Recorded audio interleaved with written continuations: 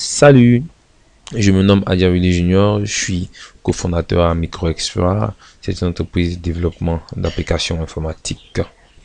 Nous sommes en Côte d'Ivoire et voici notre site web www.microexplore.com. Mon adresse email sur Yahoo, mon nom sur Skype et mon nom sur Facebook. Vous pourriez m'écrire si besoin se fait sentir. Voilà, nous allons faire un tuto aujourd'hui et nous allons parler de comment créer une base de données sur Oracle 10G, la version Express pour étudiants. Comme prérequis, il va falloir que vous ayez quelques notions sur la modélisation des bases de données, modèle conceptuel de données, modèle logique de données, et aussi que vous avez fait UML, les diagrammes de classe, ça pourrait passer. Il faudrait aussi que vous ayez installé Oracle 10G sur votre machine. Donc nous allons tout d'abord lancer Oracle 10G. Voilà, dans programme file, Oracle Database, 10G Express Edition, accéder à la page d'accueil de la base de données. Le navigateur Firefox, vous pouvez lancer dans Oracle, Opera, Internet Explorer. Nous allons nous connecter en tant qu'administrateur système. Et ensuite, nous allons créer un utilisateur. Après, quand nous allons nous connecter avec cet utilisateur et lui créer cette table dans son schéma. Donc, système. Et le mot de passe, c'est celui-là qui vous avait été demandé lors de l'installation de Oracle. Voilà, nous allons venir dans administration pour tout d'abord créer l'utilisateur, utilisateur de la base de données. Ici, on vient dans créer, nom d'utilisateur, mettre utilisateur 1, le mot de passe pareil, utilisateur 1, demande de répéter utilisateur 1. Ensuite, expiration du mot de passe, non, on laisse. Statut du compte déverrouillé, table space par défaut, table space temporaire, temp. Ensuite, nous allons attribuer des rôles à l'utilisateur. Nous avons trois rôles principaux en Oracle: le connect, le resource et le DBA. Voilà. Et ensuite, nous avons des privilèges. Les privilèges sont des droits octroyés à l'utilisateur. Et un ensemble de privilèges donne un rôle. Voilà, donc il suffit de choisir ces trois-là et nous avons tous ces privilèges et ces rôles. Mais néanmoins, j'aime cocher tout. Voilà, donc nous avons tout choisi. Et créer. Nous voyons l'utilisateur 1 créé ici. Et nous allons nous déconnecter. Nous allons nous déconnecter. Nous allons nous connecter en tant qu'utilisateur 1. Utilisateur 1, mot de passe utilisateur 1. Voilà, nous nous connectons. Utilisateur 1 est connecté. Et nous allons créer maintenant des tables pour utilisateur 1. On vient dans navigateur d'objets. On vient dans table. Nous allons faire ce schéma là. Voilà, ici nous avons étudiant qui s'inscrit au cours. Un étudiant peut s'inscrire. Nous allons mettre 0 ou plusieurs cours. Voilà. Un étudiant peut s'inscrire à plusieurs cours. Un cours peut être attribué à plusieurs étudiants. Voilà, étudiant plutôt. Et dans le modèle logique de données, nous trouvons ceci. Étudiant, la table inscrit, l'association inscrit devient une table avec code inscrit, le matricule de l'étudiant qui a migré ici en tant que clé étrangère, le code du cours qui a migré ici en tant que code étrangère, et la date d'inscription et montant versé. Ok, donc nous allons créer d'abord la table étudiant. Matricule, nom, prénom, date de naissance. Nous venons là, table, créer, table, bien dans étudiant. Ici, respecter la casse. On ne coche pas ça. La casse, c'est la distinction entre les majuscules et les minuscules. Donc, nous, on ne peut pas respecter la casse. On laisse étudiant. Nom de la colonne. Matricule. Ensuite, nom. Après quoi? Prénom. Et date de naissance. Le matricule sera un entier variable. Voilà, nous mettons vache à 2. Le nom, vache à 2. Prénom, vache à 2. C'est les types, au fait. Date de naissance, c'est le type date. Ok. Et je mets suivant. c'est la clé primaire. On met une clé primaire, aucune clé primaire, non. Toute table devra avoir une clé primaire. Remplir à partir d'une nouvelle séquence. Non. Remplir à partir d'une séquence existence. Non, les séquences sont en quelque sorte comment est-ce que je pourrais dire, des structures qui permettent d'enregistrer de façon automatique les valeurs des clés primaires. Mais non, nous allons, vas-y, non rempli. Ici, non de la contrainte de la clé. Étudiant PK, on n'y touche pas. C'est la contrainte. Clé primaire, on a choisi matricule. Et on met suivant. Ici, c'est les clés étrangères. Dans cette table-là, il n'y a pas de clé étrangère. Celle-là ne contient pas qu'on ait clé étrangère. Matricule et code court. Donc, ici, on passe. Suivant. Ici, on met fin. Mais crier. Nous voyons la table étudiant. Matricule, nom, prénom, date de naissance. Voici les types devant. Valeur nullable, no. Parce que là, c'est matricule. Ça ne peut pas mettre de valeur nulle là-bas. Mais par contre, lors de l'enregistrement, ces champs-là peuvent être vides. Voilà, c'est tout simplement ce que ça veut dire. Lorsqu'on vient dans SQL, on nous montre le script SQL de cette table. On clique sur SQL, voilà. Create table étudiant, matricule, vacha, tout, 4000, non, vacha, tout, 4000, et constraint, étudiant, primary key, PK, primary key, matricule, enable, autorisé. Et on pourrait créer cette table là, ici. Je vais ouvrir l'autre onglet, nouvel onglet à côté. Ici, si je viens dans navigateur d'objets, non, c'est pas là. Dans SQL commande, je pourrais venir créer au fait cette même table là ici. Voilà. Mais bon, nous allons en passer. Donc on revient à notre table initiale, ok. Donc nous avons la table ici. Ici, on pourrait visualiser ces données, voir son index et autres. Nous allons créer notre seconde table, la table niveau cours. C'est la table plutôt cours, c'est pas niveau cours. Voilà, la table cours. Nous venons créer table cours, code du cours. Libellé du cours. Le code du cours, nous allons prendre number. Le libellé du cours, vacha tout. Et suivant. Là aussi, nous choisissons la clé primaire. Suivant. Ensuite, il n'y a pas de clé étrangère. Mettons suivant. Là, nous mettons fin. Et donc cliquons sur créer.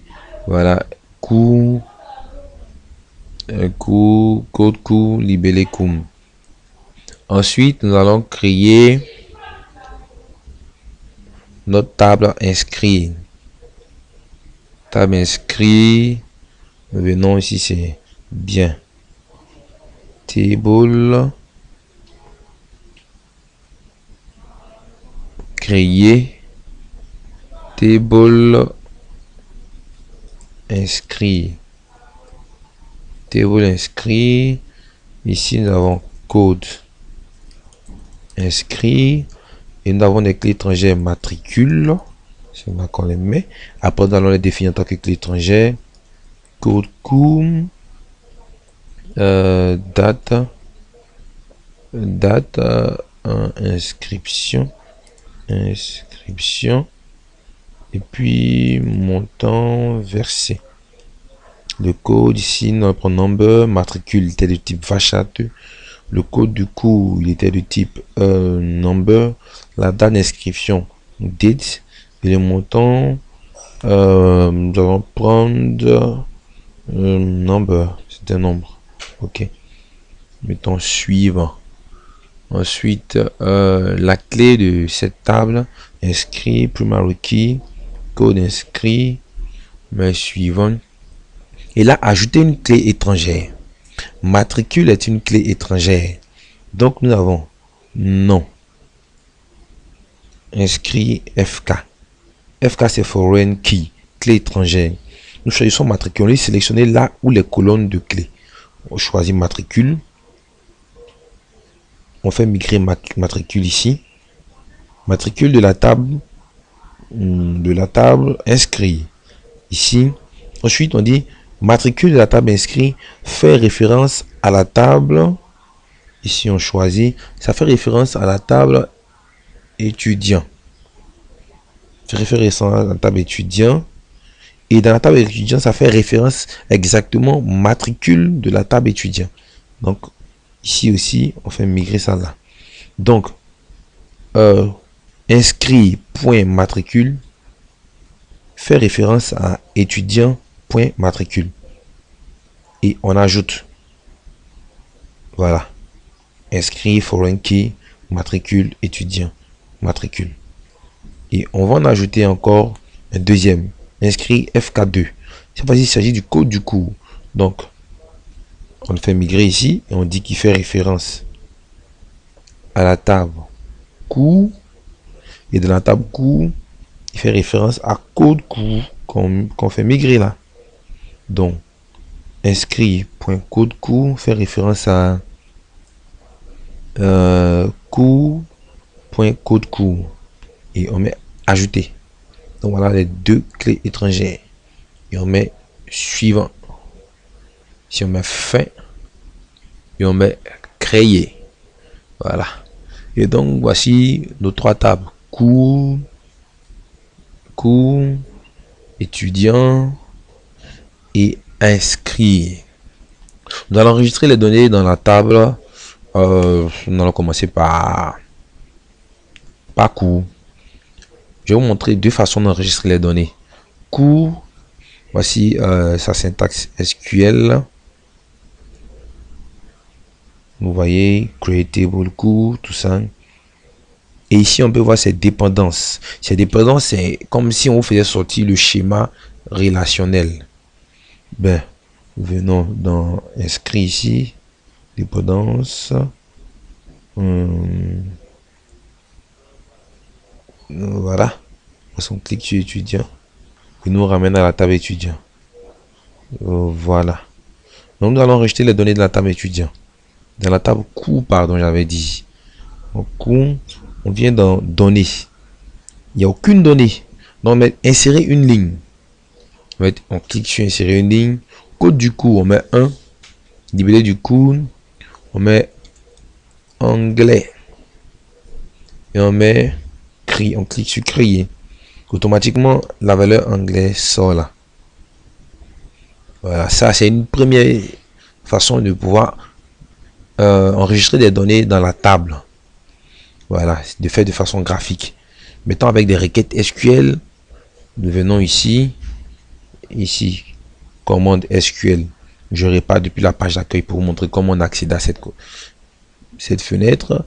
Page d'accueil dans SQL et commande SQL. Ici, il y a une syntaxe qui permet de donner le schéma d'une table. C'est la syntaxe desk et puis le nom de la table, desk cours. Si j'exécute, vous voyez, il me donne le schéma. Donc ici, il y a code cours et libellé cours.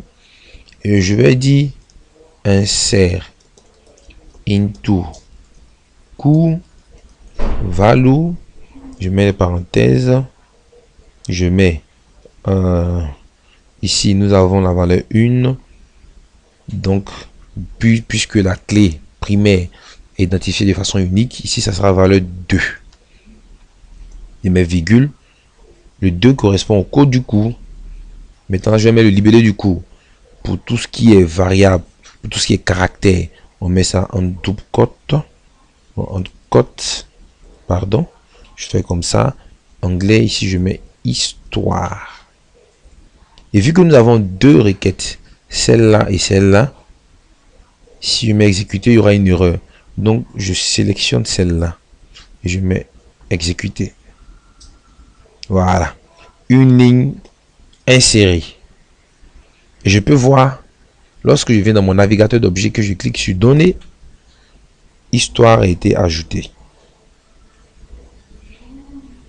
Et ça, c'est une requête d'insertion.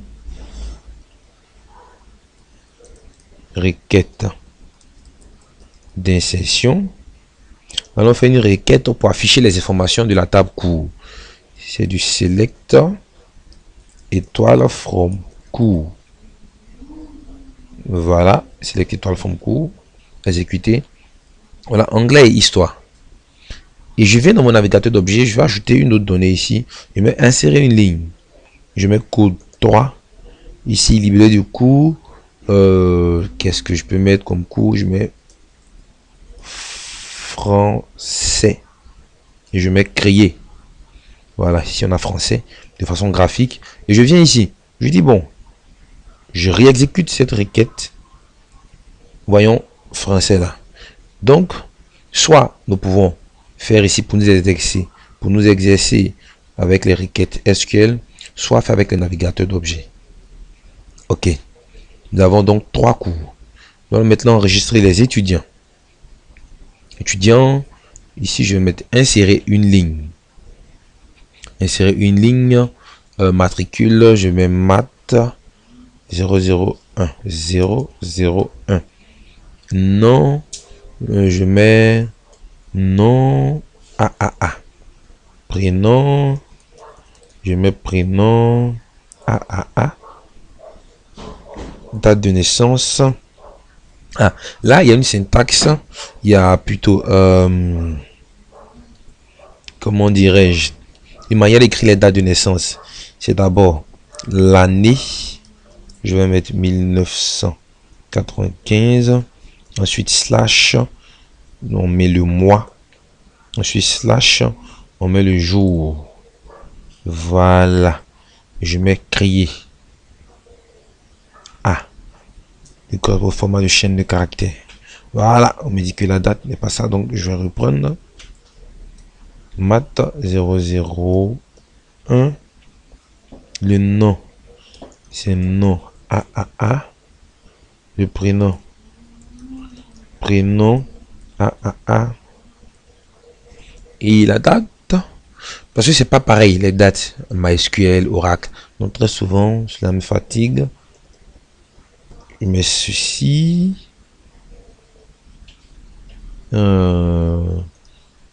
Ici ça. Mais je pense pas.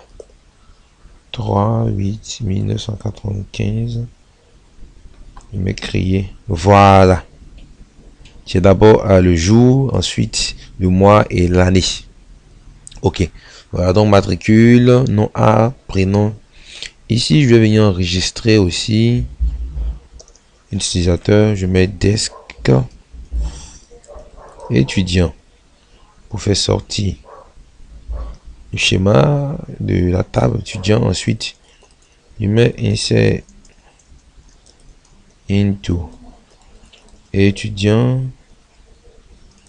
value. Comme c'est une chaîne de caractères, c'est comme ça, math 002.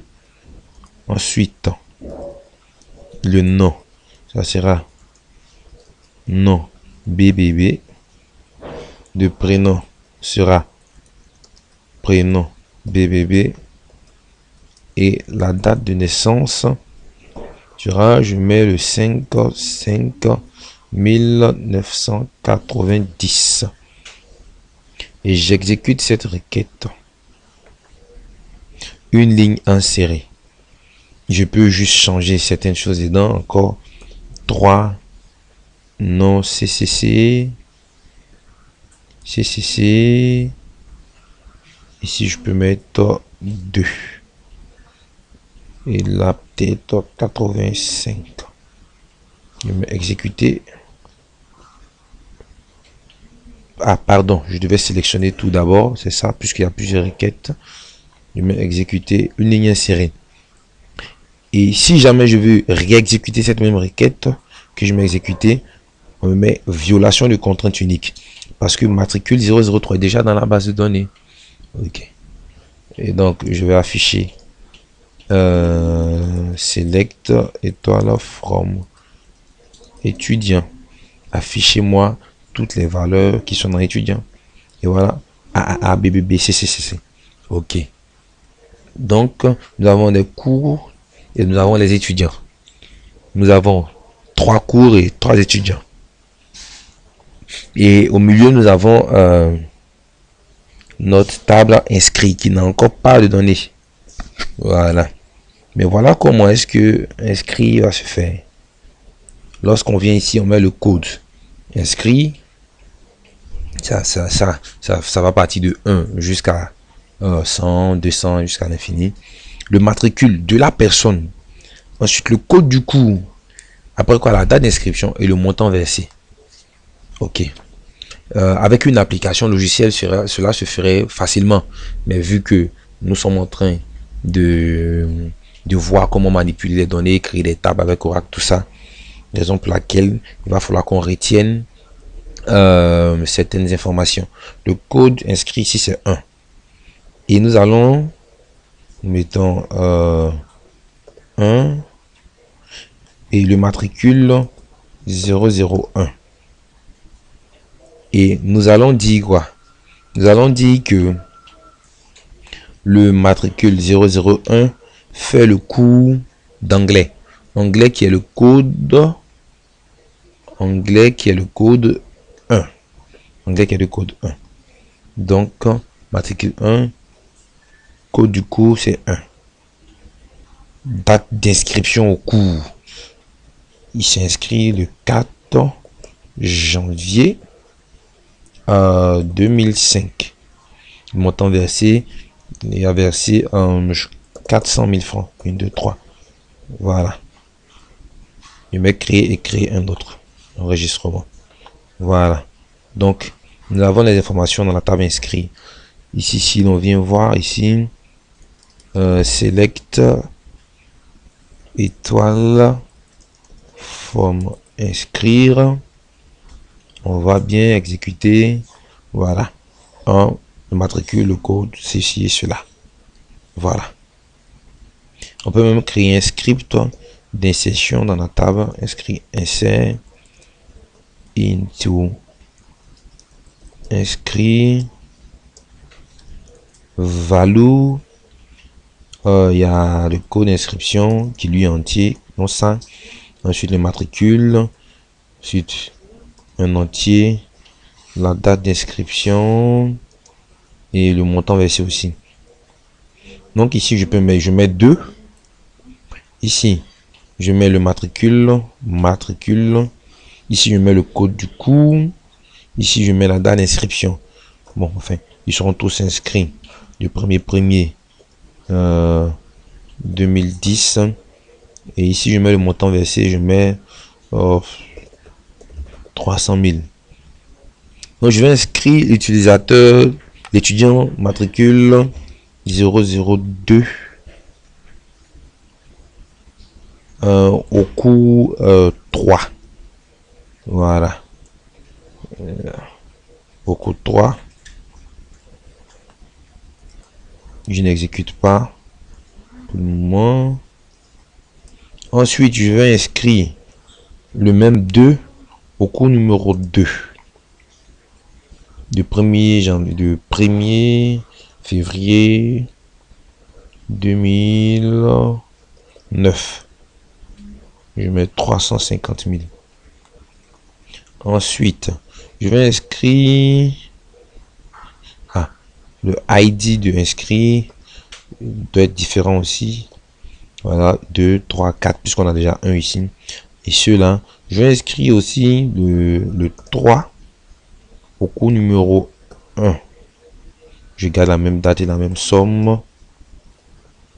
Je vais inscrire le 3 au cours numéro 3 aussi. Si je vais changer la date, je vais mettre 2012. Ici, je vais mettre peut-être 2011. Je vais changer un peu les montants.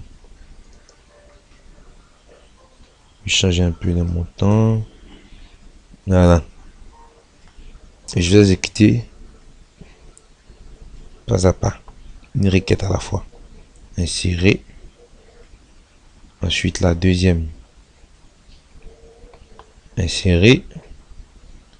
Ensuite la troisième, insérer.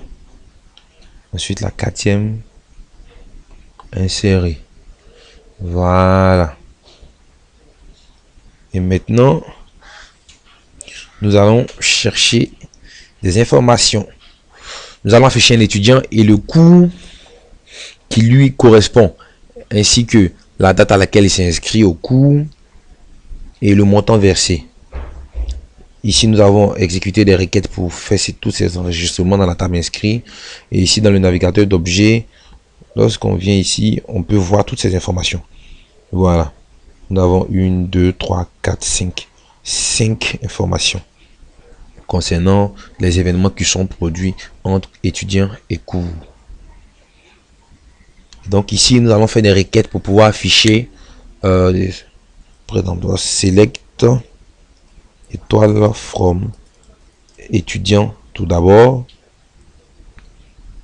nous avons le nom, le prénom, la date de naissance. Bon, nous allons profiter en même temps pour vous faire quelques coups de SQL.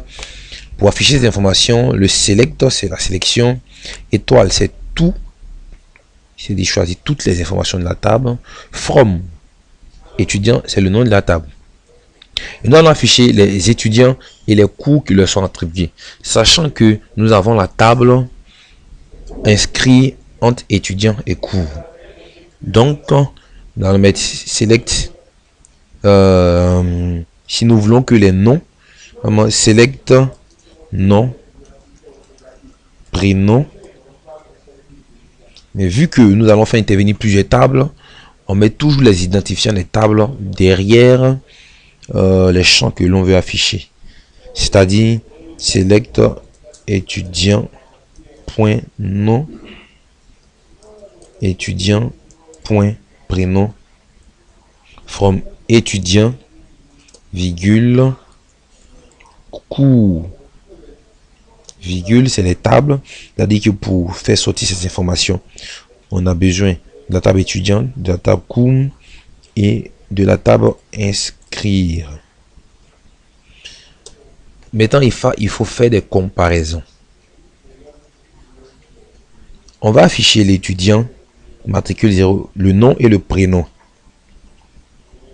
Et ce nom et ce prénom ont un matricule. Ce matricule doit se trouver dans la table inscrit.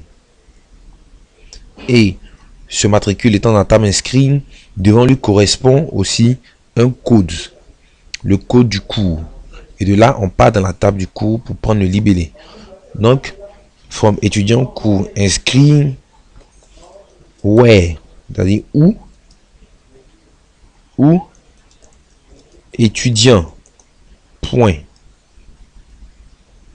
Étudiant point matricule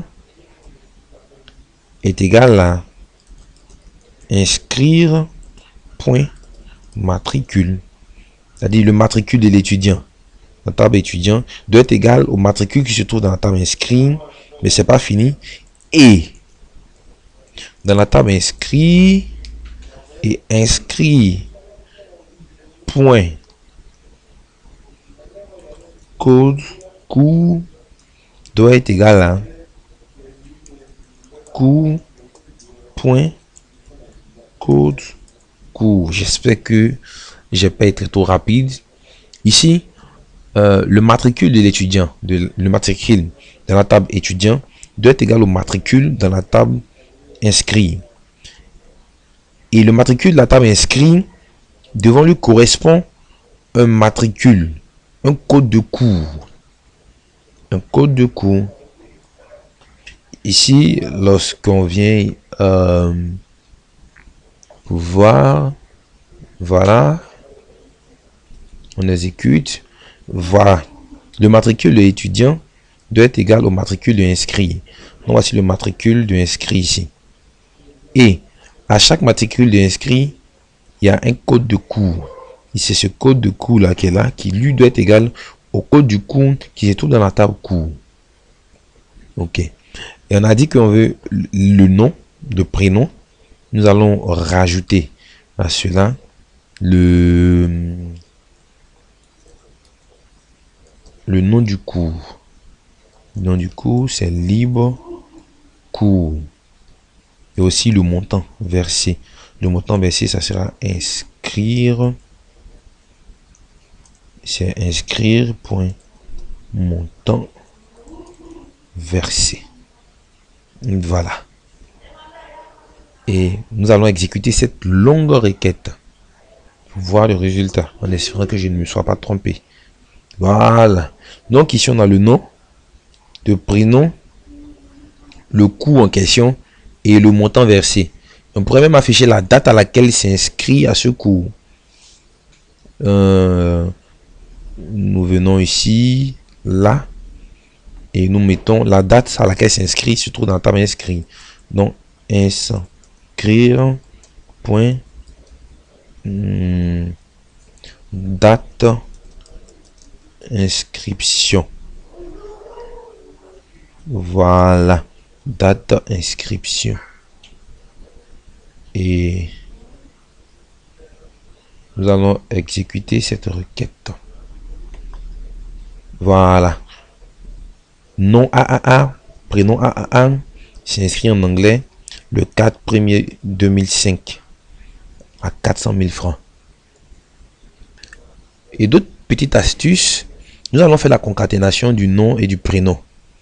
Il y a une fonction qui le fait très bien, c'est concat, entre parenthèses, étudiant.nom, étudiant.nom, et ensuite on ferme. Et on va donner un alias à cette concaténation là que nous allons appeler as nom étudiant. Voilà. Exécutons cela. Voilà, nom étudiant, nom, prénom, A. J'oubliais, ici il faut mettre un espace. Il faut mettre un espace. Mais mettre un espace reviendrait encore à faire un peu de génie. J'espère que vous comprendrez. Nous allons faire la concaténation. On enlève celui-là tout d'abord. On l'éloigne. On suppose qu'il n'est pas là. Nous allons faire la concaténation du nom avec un espace. Donc, concat, étudiant.nom, virgule, et ce qui doit suivre est un espace. Donc, espace. Et on ferme. Ensuite, on met une virgule là. Et devant là, on vient mettre une concaténation. C'est comme si cette première concaténation, c'est le nom, puis l'espace, qu'on va concaténer à tout ça, plus le prénom. Donc ça. Et ensuite, voilà, nous avons un espace. Ok, bon, nous avons fini d'enregistrer. Nous vous avons montré comment créer un utilisateur, comment créer cette table. Et nous croyons que ce tutoriel vous a beaucoup aidé. Surtout, n'oubliez pas, si vous avez des questions, vous pouvez me contacter par mail ou par Skype ou sur Facebook.